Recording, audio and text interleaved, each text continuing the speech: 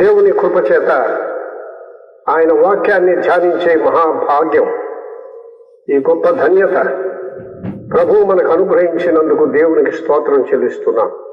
ఈ దినం దేవుని యొక్క వాక్యాన్ని మనం ధ్యానం చేయకముందు ప్రభు సన్నిధిలో ప్రార్థన చేద్దాం. పరిశుద్ధుడవును ప్రేమ కలిగిన తండ్రి, మా ప్రియరక్షకుడైన క్రీస్తు ప్రభు అమూల్య నామమున మీ ఘననామాన్ని స్తుతించి కొనియాడి కీర్తిస్తూ ఉన్నాం. ఎన్నటెన్నటికి మీ నామం శ్రేష్టమైంది ప్రభువ. లోకంలో నుండి మీ బిడ్డలైన మమ్మల్ని ఏర్పరచుకుని మీ కొరకు రాజులుగా, రాజ్యముగా, యాజకులుగా చేసి మిమ్మల్ని ఘనపరిచే మహద్భాగ్యము దయచేసినందుకు స్తోత్రములు. ప్రభు అయిన యేసు నామమున ప్రార్థించి వేడుచున్నాము తండ్రి, ఆమేన్. ప్రభునందు ప్రియులారా, దైవ గ్రంథంలో ఇశ్రాయేలు యొక్క మొదటి రాజు సౌలు, ఆయన జీవితం చాలా శ్రేష్టమైంది. జీవిత ఆరంభం చక్కని ఆరంభం ఉంది. ఆత్మీయతతో ఆరంభం చేశాడు, ఆత్మానుసారంగా ఆరంభించాడు. కానీ శరీరానుసారిగా, లోకస్తుడుగా, ఆత్మీయంగా దిగజారిపోయిన వాడుగా జీవితాన్ని ముగింపు చేసి విచారకరమైన ముగింపును జీవితంలో ఎదుర్కొన్నాడు. ఆరంభంలో చాలా బాగున్న శ్రేష్టమైన విశ్వాసిగా కనిపిస్తున్నాడు. ఆయన బెన్యామీను గోత్రికుడు ఈ సౌలు. బెన్యామీను అంటే వాళ్ళ తండ్రి చెప్పాడు చక్కని మాట, అనగా యాకోబు. చీల్చే తోడేలు అన్నాడు ఆదికాండం 49వ అధ్యాయం. బెన్యామీను చీల్చున్నట్టి తోడేలు, అలాంటి క్రూరమైన మనిషి బెన్యామీను. ఆ సంతతంతా అంతే. మన గృహానికి పెద్ద, మన వంశానికి పెద్ద సాతానుడు. వాడు కూడా చీల్చేవాడే. మనుషులను చీల్చి, కుటుంబాలను చీల్చి, సమాజాన్ని చీల్చి ముక్కలు చేసి నాశనం చేసేవాడు. ఈవేళ మీ కుటుంబం దెబ్బతిన్నది, చీలిపోయింది, మనిషిలో శాంతి సమాధానం లేదు అంటే ఆ చీల్చే తోడేలు వంటి బెన్యామీన్ కారకుడు. అనగా బెన్యామీన్ అనగా వాడిలో ఉన్న దుష్టుడు సాతానుడు మనుషులను పాడు చేస్తున్నాడు, కుటుంబాలను నాశనం చేస్తున్నాడు, చీల్చివేస్తున్నాడు. సౌలు జీవితం ఆరంభంలో చాలా చక్కగా ఉంది. ఉన్నతమైన స్థితికి వచ్చాడు సౌలు. కీషు కుమారుడైన సౌలు. ఇతడు కూడా అపోస్తుడైన పౌలు వలె బెన్యామీను గోత్రికుడు. కానీ చీల్చే స్వభావాన్ని పోగొట్టుకోలేదు. దావీదును కూడా తరువాత చీల్చి ముక్కలు చేద్దామని అనుకున్నాడు. ఇశ్రాయేలు సామ్రాజ్యం దేవుని బిడ్డలు చీలిపోయారు, దెబ్బతినిపోయారు. ఆత్మీయంగా భ్రష్టులవడానికి ఈ సౌలే కారకుడు. అయితే ఆరంభం అలాంటిది కాదు. ఎంతో చక్కని ప్రారంభం ఆయన జీవితంలో మనం చూస్తాం. సౌలు జీవితం చాలా సాధువుగా, మృదువుగా, తగ్గింపుతో, వినయ విధేయతలతో మనం గమనిస్తాం. కానీ విచారకరమైన విషయం అంటే సౌలుకి దేవుడు తెలియదు, దైవజనుడైన సమూయేలు తెలియదు, సమూయేలు ఇల్లు తెలియదు, ప్రార్థన దైవ శక్తిని ఎరుగని వాడు సమూయేలు. ఆ సౌలునకు దేవుడు తెలియదు, దైవజనుడు తెలియదు, దైవజనుడి ఇల్లు తెలియదు, సౌలునకు ఆరాధనా క్రమం కూడా తెలియదు. దేవుడంటే అసలు తెలియని వాడు. అలాంటి వాణ్ణి దేవుడు సౌలును తన కొరకు ఏర్పరచుకున్నాడు. మనం కూడా మునుపు దూరస్తులం, దేవునికి వ్యతిరేకులు, విరోధులమై ఉన్నామని రోమాపత్రిక 9వ అధ్యాయంలో పౌలు చెబుతున్నాడు.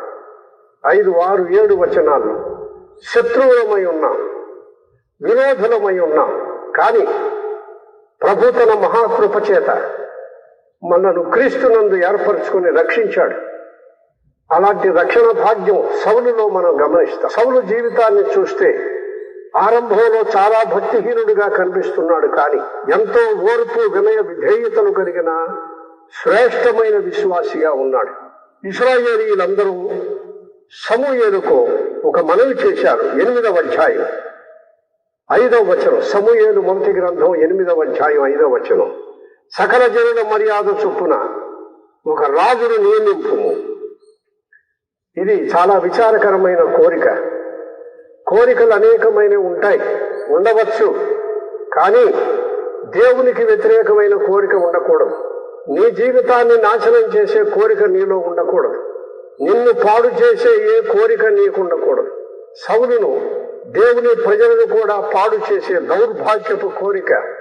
సకల జనుల మర్యాద చొప్పున రాజు, దేవుని చిత్తం ఏమిటి అంటే ఇశ్రాయేలీయులను ప్రభువే పరిపాలన చేయాలి. లోకస్తులు అందరికీ ఉన్నట్టుగా ఒక ప్రత్యేకమైన వ్యక్తి ఉండకూడదు. ఒక రాజు దేశాన్ని నడిపించినట్లుగా ఇశ్రాయేలీయులకు ఉండకూడదు. దేవుడే నడిపించేవాడుగా ఉండాలి. అది దేవుని కోరిక. సమయానుకూలంగా ఎవరు దేవుని ప్రజలు ఎప్పుడు ఎక్కడ ఏ విధంగా ప్రవర్తించవలసింది, ఎక్కడ యుద్ధాలు చేయవలసింది, ఎక్కడ యుద్ధాలు ఆపివేయవలసింది దేవుడే నడిపిస్తూ ఉంటాడు తన ప్రవక్త ద్వారా. ఆ విధంగా దేవుడు పరలోకం నుండి తన ప్రజలను ఏలాలని కోరుకున్నాడు. కానీ దేవునికి వ్యతిరేకమైన కోరిక ఇశ్రాయేలీయులు కోరారు. సకల జనుల మర్యాద చొప్పున చుట్టూ ఉన్న ప్రజలను చూచారు. వారి పద్ధతులను కోరుకుని వారి ప్రకారంగా మాకు రాజు కావాలన్నారు. అది విచారకరమైన విషయం.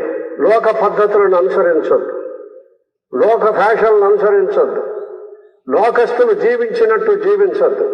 మన పద్ధతిలోనికి, దేవుని బిడ్డల పద్ధతిలోనికి లోకం వస్తే సరే, లేనట్లయితే మన పద్ధతిలో మనమే వెళ్ళాలి. లోక సంబంధమైన జీవితం దేవునికి వ్యతిరేకం.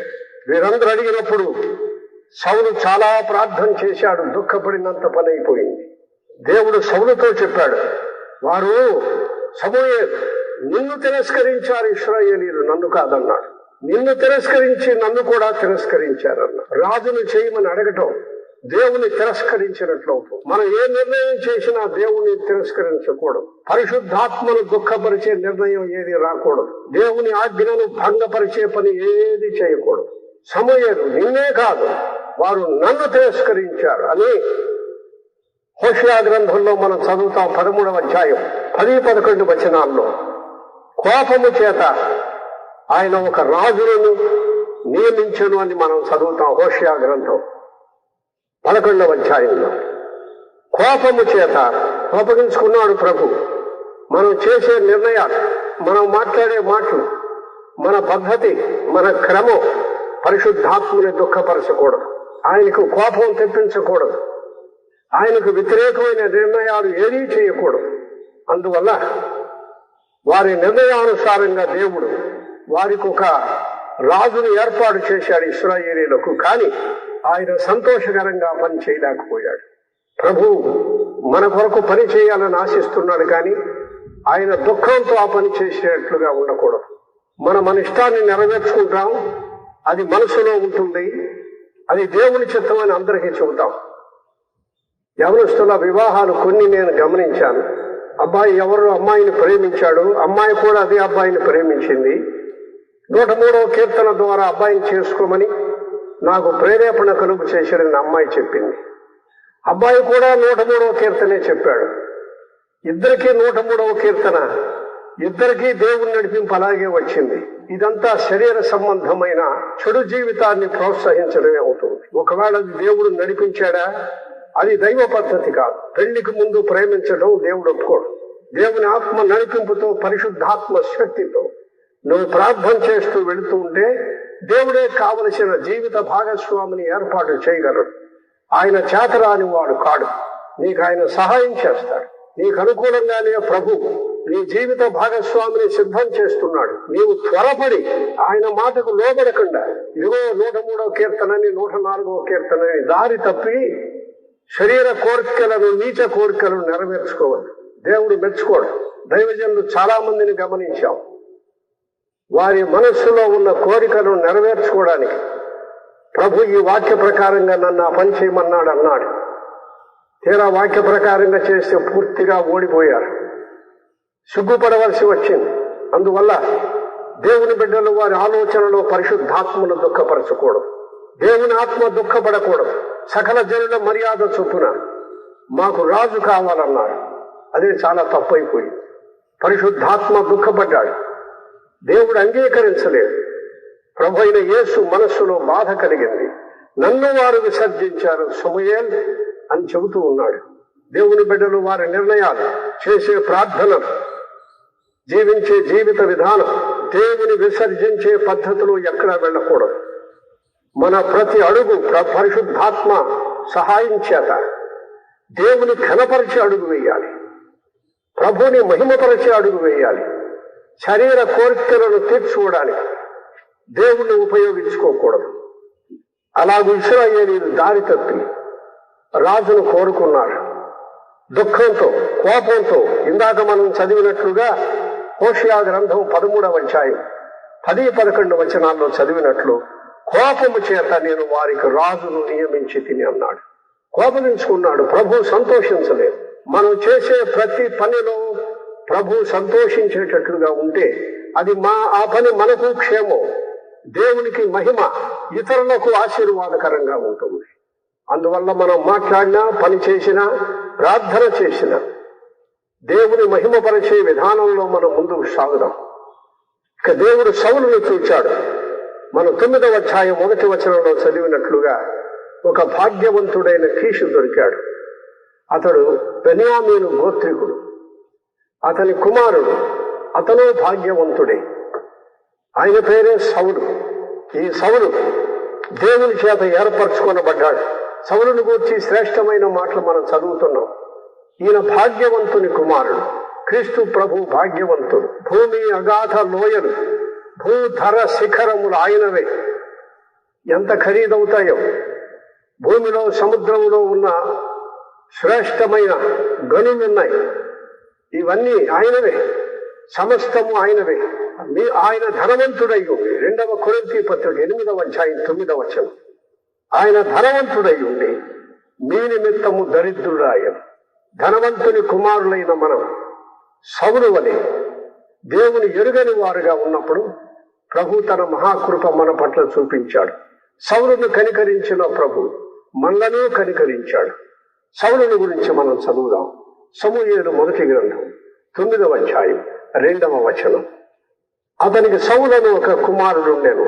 అతడు బహు సౌందర్యము గల యవనుడు. ఇశ్రాయేలీయులలో అతని పాటి సుందరుడు ఒకడును లేడు. అతడు భుజములు మొదలుకొని పైకి ఇతరుల కంటే ఎత్తుగలవాడు, సౌందర్యవంతుడు, ఎత్తైన వాడు, చక్కని వాడు. ఇశ్రాయేలులో సౌందర్యంలో అతనికి సాటి అయిన వాడు ఎవరునూ లేడు. ఇది స్వాభావికంగా పుట్టుకతో అతనికి వచ్చిన సౌందర్యం. దేవుడు తన ప్రజలను ఆయన శిలువ రక్తము చేత కడిగి పాపము నుండి విమోచించి ఆత్మ సంబంధమైన సౌందర్యాన్ని దేవుడు మనకివ్వగలడు. మంచి ప్రార్థనా పరులుగా చేస్తాడు, అదే సౌందర్యం. దేవుడి వాక్యాన్ని ప్రేమించే వారుగా చేస్తాడు, అదే ఆత్మ సంబంధమైన సౌందర్యం. మోకాళ్ళ అనుభవాన్ని ఇస్తాడు ప్రభు, అదే సౌందర్యం. దేవుని సంఘాన్ని ప్రేమించే కృపనిస్తాడు, అదే సౌందర్యం. ఇలాంటి ఆశీర్వాదాలు ప్రభు మనకు నిరంతరము దయచేస్తాడు. ఆత్మ సంబంధమైన సౌందర్యాన్ని మనం కోరుకోవాలి. ప్రభుని ఎక్కువగా ప్రేమించడం నేర్చుకోవాలి. ఈ సౌలు, అతనిలో ఉన్న దీన స్వభావాన్ని మనం గమనిస్తే 3వ వచనం, సమూయేలు 1వ గ్రంథం 9వ అధ్యాయం 3వ వచనం. ధనవంతుని కుమారుడు మాత్రమే కాక సౌలు తండ్రి అయిన కీషు యొక్క గార్ధవములు తప్పిపోగా, తండ్రి గాడిద తప్పిపోతే సౌలు వెళ్లి వెతుకుతూ ఉన్నాడు. వాటిని 3 దినాలు వెతికాడు. ఇల్లు వాకిళ్ళు వదిలిపెట్టి తండ్రి ఆజ్ఞ చొప్పున తండ్రికి లోబడ్డాడు. ప్రభు అయిన యేసు కూడా అలాగే మనకు కనిపిస్తాడు.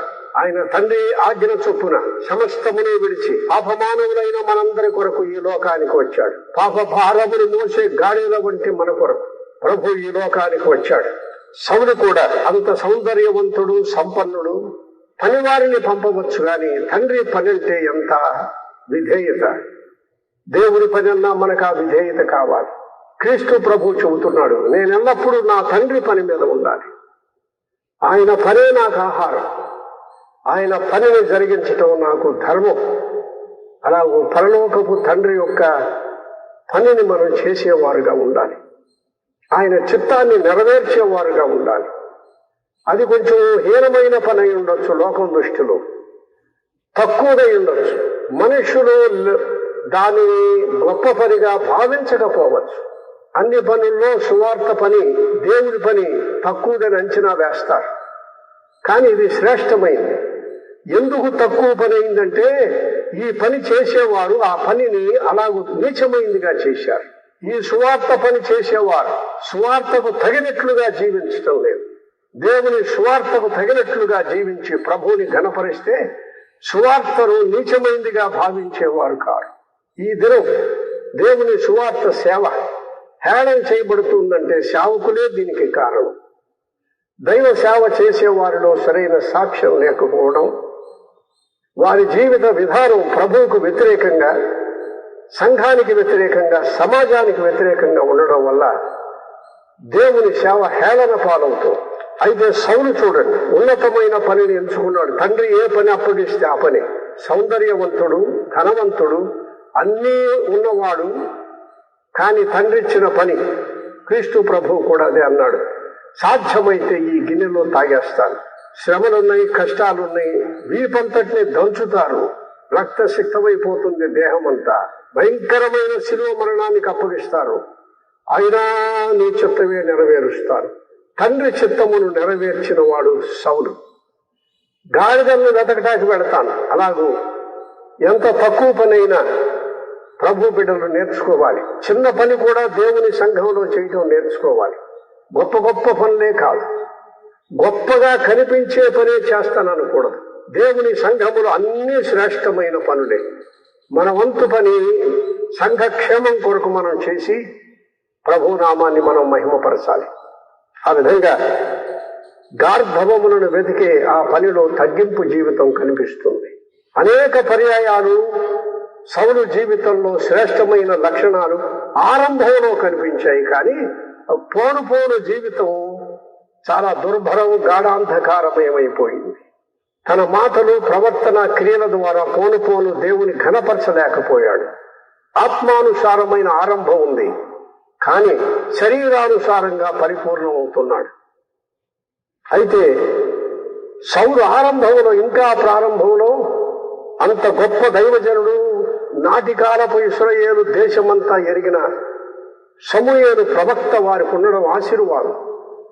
కానీ సమూయేలు ప్రవక్తను సౌలు చూచాడు. ఒకసారి తండ్రి గార్ధవములను ఎతుకుతూ కనిపించి సౌలు సమూయేలుని ఇలా అడుగుతూ ఉన్నాడు. 9వ అధ్యాయం 18వ వచనం. సమూయేలు మొదటి గ్రంథం 9వ అధ్యాయం 18వ వచనం. సౌలు గమనియందు సమూయేలును కలుసుకొని, దీర్ఘదర్శి ఇల్లు ఏది? దైవజనుడు ఇల్లు తెలియదు, దైవజనుడు సంఘం తెలియదు. అయోమయ అవస్థ. దీర్ఘదర్శి ఇల్లు కూడా ఎప్పుడు ఇంతవరకు వెళ్ళలేదు. దేవునితో అసలు సంబంధమే లేకుండా జీవించిన వాడు. దీర్ఘదర్శి ఇల్లు ఏది? దయతో నాతో చెప్పుమని అడగా సమూయేలుని అడుగుతున్నాడు. అంటే సమూయేలు ఎవరో కూడా తెలియదు. సమూయేలు కనబడగానే వందనాలయ్యా దైవజనుడా అని గౌరవించాలి. ప్రజలు ఆ విధంగా భయపడిపోయేవారు సమూయేలు అంటే. కానీ ఎక్కడ ఆయన ఇల్లు? అయ్యో, సమూయేలు గురించి రవంత కూడా సౌలుకు తెలిసినట్టుగా లేడు. సమూయేలు చక్కని జవాబిచ్చాడు. 19వ వచనం. సమూయేలు సౌలుతో, నేనే దీర్ఘదర్శిని, దైవజనుడు నేనే. చాలా మందికి మనం పరిచయం చేసుకోవలసి వస్తుంది. దేవుని సంఘానికి చాలా మంది రారు, తల్లిదండ్రులే వస్తారు. దైవ సేవకుడు ఎవరో వాళ్ళకి తెలియదు. ప్రభు పరిచర్య ఏ విధంగా జరుగుతుందో తెలియదు.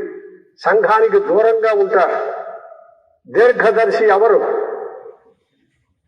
అయోమయ స్థితిలో ఉన్నాడు సౌలు. వాళ్ళ పాస్టర్ ఆయనకి తెలియకుండా పోయాడు. దేవుని సంఘంతో, పాస్టర్ గారితో సంబంధం లేనోడు ఆత్మీయంగా ఏం బాగుపడతాడు, ఏం ఆశీర్వాదం పొందుతాడు? ఒక గొప్ప దైవజనుడి ఇంటికి వెళ్ళారు. వారి కుమారుడు ఎదురుగా వచ్చాడు. మీరెవరండి అన్నాడు నన్ను. నా పేరు చెప్పుకున్నా, నేను ఇమ్మానుయేల్ అన్నాను. కూర్చోండి అన్నాడు. ఈలోపు చిన్నపిల్లలు, ఆ ఊరు చిన్నపిల్లలు వచ్చారు. మా ఊరికి ఆ ఊరికి దాదాపు 150 మైళ్ళ దూరం ఉంటుంది. అయ్యగారు వందనాలు, అయ్యగారు వందనాలు, అయ్యగారు వందనాలు అని చిన్నపిల్లలు అన్నారు. ఆ ఇంట్లో నాకు కూర్చోమన్న ఆయన నేను ఎవరినో అప్పుడు ఆలోచన చేస్తున్నాడు. ఈలోపు వాళ్ళ తండ్రి వచ్చాడు. తండ్రి వచ్చి నన్ను ఆప్యాయతతో పలకరించి కుమారుడికి పరిచయం చేశాడు. దైవజనుడు ఇమ్మానుయేల్ గారు అన్నాడు. అట్లా నా అంకుడు మీరేనా? నాకు తెలియదు అన్నాడు. చిన్నపిల్లలు గుర్తించారు, నువ్వెందుకు గుర్తించలా? తరువాత నేను విన్నది ఏమిటంటే, ఆ ఊరిలో చాలా కాలం ఉంటాడు కానీ తాగి తందనాలాడి తిరిగి గుడికి కూడా వెళ్ళడట. వాళ్ళ నానేమో పాస్టర్ గారు, ఆయన గుడికి కూడా వెళ్ళడం. దేవునికి ఇలా దూరం అయిపోతున్న సౌలులు ఎంతమంది ఉన్నారు? దైవభక్తి లేని కుటుంబాలు ఎన్నున్నాయి. నీవు దీర్ఘదర్శివా, నువ్వు పాస్టర్ గారివా, అందరికీ తెలియాలని లేదు. కానీ చిన్నపిల్లలు గుర్తించగలిగిన వాడిని నువ్వు గుర్తించలేకపోతే నీ భక్తి ఏం భక్తి? ఏ విధంగా దిగజారిపోతున్నావు? నీవెక్కడి వాడి? దయచేసి నాతో చెప్పుమని అడగగా సమూయేలు 9వ అధ్యాయం 19వ వచనం, నేనే దీర్ఘదర్శిని, ఉన్నతమైన స్థలమునకు నాకు ముందుగా వెళ్ళుడి, నేడు మీరు నాతో కూడా భోజనము చేయవలెను, రేపు నీ మనస్సులో ఉన్నదంతయు నీకు తెలియచెప్పెదను. సమూయేలు తను తాను పరిచయం చేసుకుంటున్నాడు. దైవజనుల దగ్గరికి వెళ్ళడం, ఆత్మ సంబంధమైన ఆశీర్వాదం పొందటం, అది మనకు చాలా శ్రేష్టమైంది. దైవజనులు కూడా జ్ఞాపకం ఉంచుకోవలసింది ఏమిటి అంటే, వారి దగ్గరకు వచ్చిన వారికి వారి మనస్సును పాడు చేయకుండా ప్రభువును గురించిన కృపతో వారి మనస్సులను నింపి పంపించాలి. వారిని ప్రార్థనా పరులుగా ఉన్నట్లు తీర్చిదిద్ది పంపించాలి. వారిని భక్తి గల వారుగా మనం చేయాలి. సౌలుకు దేవుడు తెలియదు, ప్రవక్త అయిన సమూయేలు తెలియదు, సమూయేలు ఇల్లు కూడా తెలియదు. ఆయన ఇల్లు ఎక్కడా అంటున్నాడు. దైవజనుడు ఎవరో తెలియదు, సమూయేలు తెలియదు, దేవుడు తెలియదు, ఇల్లు తెలియదు. ఇలాంటి దౌర్భాగ్య స్థితిలో చాలా మంది ఉన్నారు.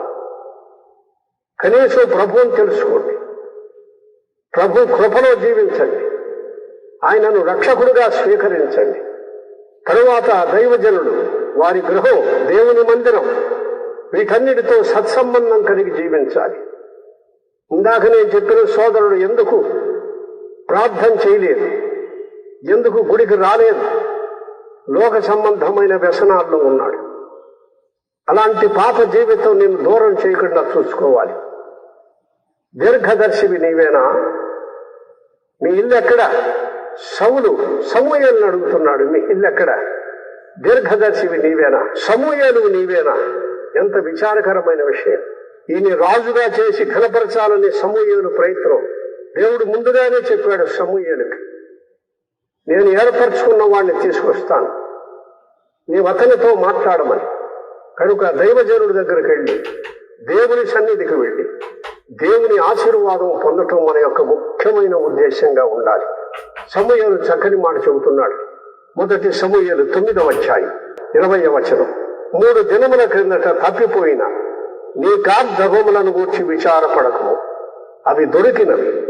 ఇశ్రాయేలీల అభీష్టం ఎవరి యందున్నది? నీ యందును నీ తండ్రి ఇంటి వారి యందును కదా అనెను. దేవుని అభీష్టం. దేవుడు నిన్ను ప్రేమిస్తున్నాడు, నీవు దేవుని ప్రేమించటం లేదు. సౌలుతో సమూయేలు చెప్పే మాటలివి. ప్రభువు నిన్ను ఇష్టపడుతున్నాడు, నువ్వు ప్రభువుని ఇష్టపడటం లేదు. ప్రభు నిన్ను ప్రేమిస్తున్నాడు, ఆయన అభీష్టమంతా నీలో ఉంది, కానీ నువ్వు ప్రభువును కోరుకోవట్లేదు. దైవజనుడు నిన్ను రాజుగా చేయాలని ఆశిస్తున్నాడు, కానీ దైవజనుడు అంటే ఎవరో నీకు తెలియదు. ఏ దైవజనుడు కూడా ఎవరిని చూచి అసూయతో ఏ పని చేయకూడదు, కక్షతో పగతో ఏ పని చేయకూడదు. అది దైవజనుడు లక్షణం కాదు. ప్రభువు మన హృదయంలో ఉంచిన పరిశుద్ధాత్మ సహాయం ద్వారా కలిగిన ప్రేమ చేత దేవుని ప్రజలను దీవించాలి. దేవుని అభీష్టము నీ అందున్నది. సమూయేలు సౌలుతో చక్కగా చెబుతున్నాడు, ప్రభువు నిన్ను ప్రేమించాడయ్యా, నిన్ను ఉన్నతమైన వాడుగా రాజుగా చేయాలనుకుంటున్నాడు, కానీ నీవు దేవునికి దూరం అయిపోయావు, దేవుని చర్చికి దూరం అయిపోయావు, దేవుని ప్రవక్త నిన్ను నడిపించే దైవ శక్తి కలిగిన వానికి దూరం అయిపోయావు. దూరం అయిపోయిన నీ జీవితం నీకే భారం అయిపోతుంది. అయినా దేవుడు కృప చూపించి తన అభీష్టం హృదయమంతా నీపైనే ఉంచాడు. దేవుడు లోకమును ఎంతో ప్రేమించాడు, మనందరినీ ప్రేమిస్తున్నాడు. సౌలును అలాగూ ప్రభు ఆశీర్వదిస్తున్నాడు. మనల్ని కూడా ప్రభు ఆశీర్వదించాలని ప్రార్థన చేద్దాం.